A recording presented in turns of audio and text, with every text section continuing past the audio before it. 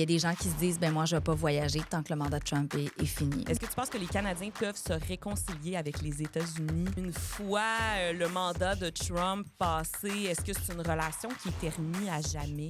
Je pense pas qu'on va revenir 100% en arrière. Dans le sens que, bon, on dit toujours des fois on a un peu la mémoire courte, mais quand même, on va se rappeler à quel point on peut être vulnérable face à tout ça, puis qu'est-ce qu'on prend pour acquis. Hein? Une relation qui était là depuis toujours peut être menacée, donc on peut voir les effets de ça. Alors, je l'espère qu'on va quand même, autant au Québec que le reste du Canada, se dire, OK, bon, on a besoin de développer autre chose, que ce soit entre les provinces, que ce soit avec d'autres pays, des partenariats, d'être un petit peu plus prudent par rapport à notre dépendance face aux États-Unis. Mais c'est certain que si on a un autre président, par exemple, un président ou une présidente démocrate, ou un autre président républicain qui n'a pas la même vision que Trump, parce qu'il ne faut pas oublier que, je sais, c'est pas parce qu'on est dans une famille politique que tout le monde est pareil.